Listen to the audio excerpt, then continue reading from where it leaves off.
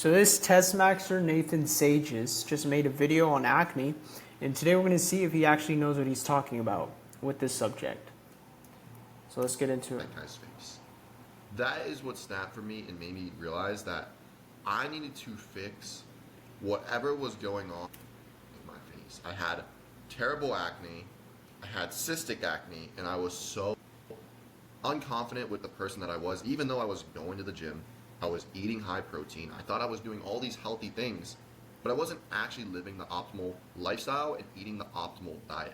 And the truth is, you can put all the moisturizers on your face you want, all the masks, all the cleansers, all that stuff, but if your hormones are not good, your gut health is not good, and your lifestyle isn't locked in, you're always going to have some acne. Maybe it might be, 1-2 pimples, or it might be, a crazy amount like I had.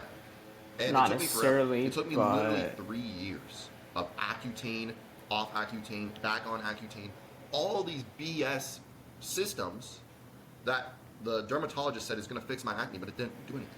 Until I actually did my own research and found out the optimal diet, the optimal lifestyle, and fixing your gut health. That's when things change. So I'm going to break down everything that I learned in the past 3 years in the next 15 minutes so you guys don't have to go through the shit that I had to go. This is going to be the only acne. Oh shit, I was covering the presentation, guys. Oh shit. Anything that I say, understand, I just told you guys, I've had acne for over 2 years. I've tried Accutane.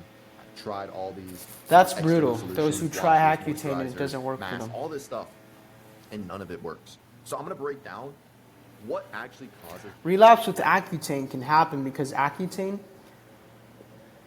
technically temporarily, like while you're on the treatment, severely affects the way your sebocytes, the cells in your sebaceous glands, function. And the way they are and reproduce, right? And so, for some people, the effect doesn't last. Like after the treatment, those sebocytes aren't permanently affected. They relapse and go back to total normal function, producing as much sebum as they were before treatment. And so that's why many people can tend to relapse on Accutane. Acne, what causes inflammation, and how to completely eliminate it through your diet and your lifestyle so that you can be healthy. Because when I was, right here, 220 pounds inflamed versus 210 pounds, Giga Chad, clear skin, tan, healthy, there's a big difference in confidence, right? You can go up to women and feel more confident. You can talk to people and not be thinking, oh, are they looking at my face? Or, all this stuff, because that's how I was for the longest time. People would, make fun of me. People would say, I have acne and I got to get rid of it and stuff. And I would try everything and it just wasn't working. And I felt like, why is this happening to me? Even though I'm going to the gym, I'm eating healthy, but I didn't understand these things that I'm about to go over. So let's get right into it. So I need you guys to understand there's 3 things affecting your acne, and there's going to be things that are affecting it more than others. So 30% of cases is probably hormones, 50% of cases is your gut health, and then 20% of cases is external disruptors. So I'm going to go through each one and show you how to optimize each one so that you can fix your I don't know where you got that for good. demographic or that ratio. If you have acne on your forehead, it's usually nutrient deficiencies. If you have acne like right here, but that's probably the external disruptors, which I'm assuming is going to be just pollution. Definitely does not. There's no way it's 20% of acne cases. I don't know. If I'm being completely honest, I don't know, but I highly doubt it. External disruptors, and if you have deep acne, I honestly question how he got this ratio or this demographic, where he got it from, because I don't think it's possible with our scientific abilities right now. I don't think it's possible for researchers to precisely pinpoint exact percentages of what things we are messing up in modern society that is most greatly contributing to our acne. Or all over your face, it's probably gut health and sometimes hormones. So we can just safely say that it's just so many things that we are doing wrong that we need to fix, which is causing our acne. I'm going to break down exactly what's causing all these issues and how to fix it properly. So the first thing is, of course, your hormones. Hormones are going to be a big disruptor on your acne. So thyroid, for example, your thyroid is a massive thing that you have to make sure is operating properly. So how do you optimize your thyroid? Well, you have to have at least 10% of your calories on a daily basis from carbs. 10-15% carbohydrates, maybe even 20% depending if you're trying to bulk up, Because of, whatever your I goals may be. assume But if you completely T3, eliminate carbs, your thyroid is going to take a hit and you're going to but that's not entirely true because you can do cold exposure, which I believe facilitates the conversion of T4 to T3. hair skin. I'm not entirely sure. Bad hair quality. I'm not super educated in the thyroid aspect of health. Because your thyroid runs on glucose. And if you eliminate carbs, it's going to be hard for your body to give your thyroid the proper glucose levels. Now, second is going to be cortisol. If your cortisol is high, you're going to have acne, dry skin, sometimes rashes, and actually age quicker. So you need to make sure that your cortisol is low. So make sure your sleep is dialed in. For the longest time, my sleep wasn't dialed in. That's why my acne was going crazy. So you need to make sure that your cortisol is as low as possible. You're going to have morning routines and night routines in place. If you don't have routines in place, please go to my channel and watch. Everything he's saying, I understand he's simplifying it for his audience, which are people who don't really know much about health. And people are just looking to increase their testosterone and maybe some gym rats. But it's a lot more complicated in the way he's stating it. But the way he's stating it is valid for his audience. Routine whiteboard video or my night routine it whiteboard simplifies video. it I'll put for the those links who just want in the comments. So if you look for those, go those. And then of course your estrogen levels. A lot of people don't understand that healthy estrogen levels actually help your acne. So if your estrogen's too low and your test is too elevated in the point where they're not in balance, you're gonna have oily skin. You're gonna age quicker. This is why women who start to take testosterone. I'm sure you've seen these bodybuilding women that inject hormones or testosterone, Anavar, all these things. They actually age a lot quicker because their estrogen starts to get messed with. This is why women age slower than men because they have higher estrogen levels. So for men, I'm not saying you got to increase your estrogen, but you want to make sure that it's in balance. If it's too high, then you're going to get acne. If it's too low, then you're going to get acne. So you need to make sure that and that's why a lot of women get acne during menstruation because their estrogen drops and androgens rise. Optimizing all your hormones through your diet and through your lifestyle. So now I'm going to break down what your diet should kind of look like. And this is a big cause of acne.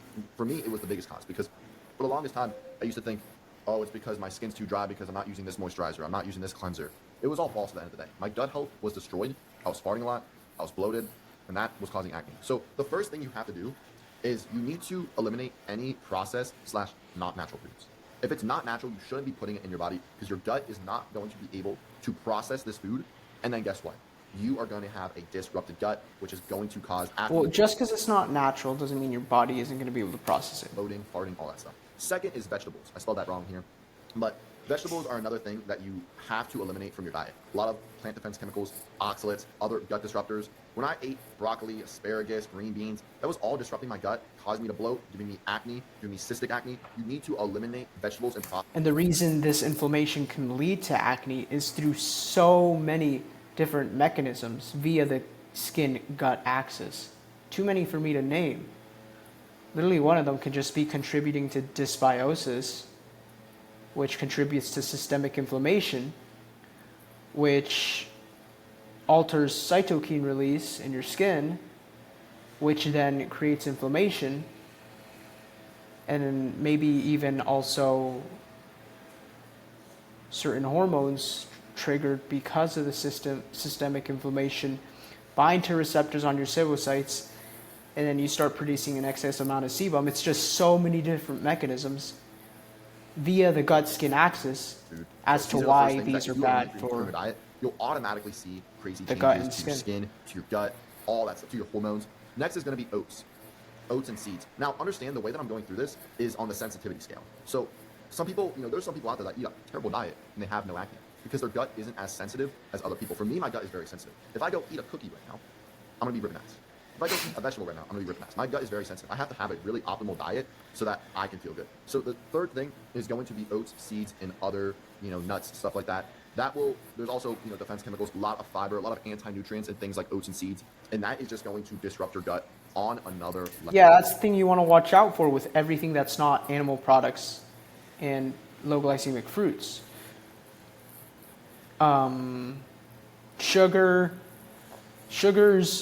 FODMAPs, anti-nutrients, fiber, all of those are problematic, essentially. Maybe some specific foods are less problematic than others, but they're all suboptimal. So you have to cut out these things. When I was eating oats every single day, Because that of is when those my reasons. acne was almost the worst. Even though I eliminated a lot of my dairy products, which is the next thing, dairy, you need to make sure that you're eliminating all dairy, even if it's raw dairy. Some people are sensitive to raw dairy. Now, if you're eating dairy, I would say switch over to raw dairy and see how you are. But if you switch over to raw dairy and you still have acne, you have to cut out the dairy completely. For Yeah. me, that was the biggest thing. Protein powder destroying my gut, giving me acne. Pasteurized milk. I still have raw milk now because it doesn't disrupt my gut at all. The animal-based diet is the most optimal diet by far. Beef, eggs, fruit, raw dairy, honey. But everyone's gut health is different. Everyone's gut microbiome is different. So if dairy is still disrupting your gut, you need to eliminate it because it's giving you acne. And then finally, sugar. Some people are so sensitive that if they have a piece of fruit, they'll get acne. For me, I can have 2, 3, 4 pieces of fruit a day and I'm fine. But if fruit or sugar overall, because fruit is sugar, just converts into sugar in your body. Carbs convert into sugar in your body. So if you're a very sensitive person, then you might have to eliminate the sugar completely. Yes. And just go to potatoes without the skin. That would be the best option to keep the thyroid functioning. But these are the foods that you have to eliminate from your diet so that you can optimize your gut health and feel the best.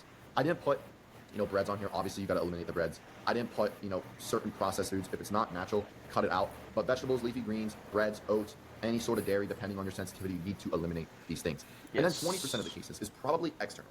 I used to think all the time it was external with shampoos, conditioners, cleaners, moisturizers, all this stuff. And it was mainly my gut health, but this is also a big factor. So shampoos and conditioners. I haven't used shampoo and conditioner in probably 3-4 years because it dries out your scalp. It strips your hair of the natural oils. It goes to your face and strips the natural oil. Well, not necessarily. Any shampoo and conditioner. And you guys are going to be like, oh, but your hair's going to smell bad. I know what he's talking about. He's talking about most conventional products out there.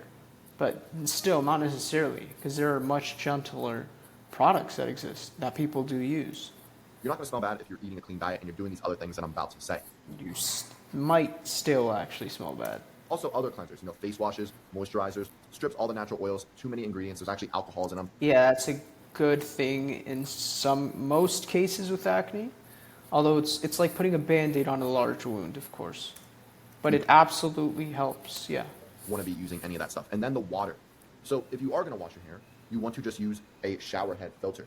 Too many ingredients. That's just following like the propaganda, I guess, of man-made chemicals just automatically being harmful because you wouldn't eat your skincare, so don't put it on your skin, but it just doesn't work that way. Because, you wouldn't, I think I've said this before, you would put mud on your skin, right? You'd be fine with it because it's not a man-made chemical, but you wouldn't put that in your stomach, right? So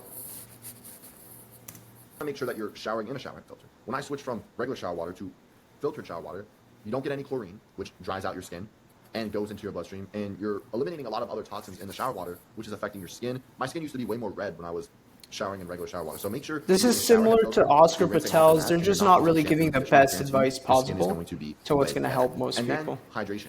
If your hydration is not on point, you're going to have improper oil production and dryness. Yeah, sure. So what do you have to do to optimize your hydration?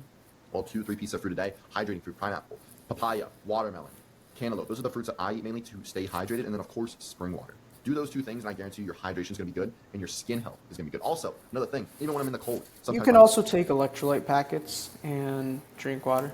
Get a little dry. My face will get a little dry. Raw milk is a good solution for that so that you don't start breaking out. And then, number 5, sleep and shower timing. You can build up dirt, if you go to the gym and all this stuff. Sometimes if I go to the gym and I don't shower after, I'll notice I get pimples, on my shoulder, sometimes on my face, depending.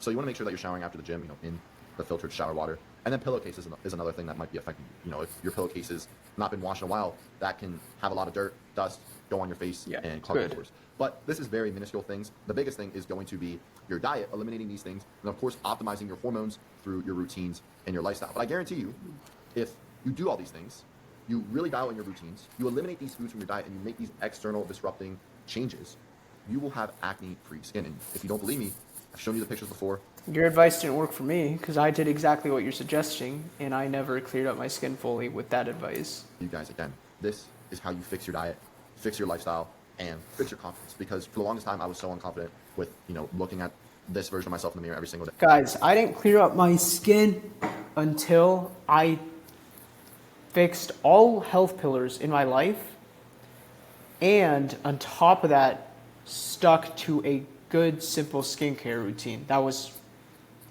perfect for me. Simple, really what I needed. And it wasn't up until then that I cleared up my skin, and also just avoiding touching my face and washing my pillowcases and that sort of thing.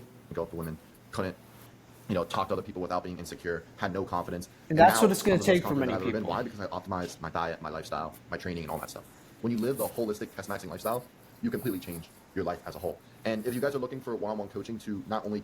So I've talked to so many people who are inside communities, health-based communities, who have not managed to clear up their skin through lifestyle advice alone. So this is why I feel like skincare does genuinely like speed up your progress much faster than just lifestyle alone. And oftentimes lifestyle alone, depending on how genetically prone you are to acne, isn't enough.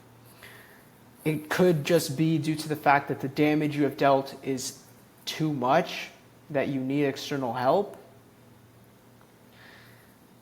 Or it could maybe even honestly be that you are just a rare case who would potentially get 1 or 2 pimples if you were living completely naturally out in nature.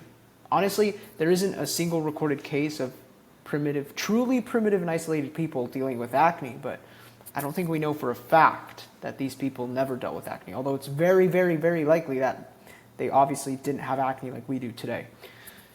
So it is a modern issue, obviously, but yeah, just wanted to point that out there. Anyway, if you guys watched till the end, thank you so much. It seems like you trust me, and I'm glad that you trust me. Therefore, I'm going to offer you a community. Link is in the description. There's nobody in there right now, so it would basically be like one-on-one coaching for the price that it is, and I wouldn't suggest you miss out. So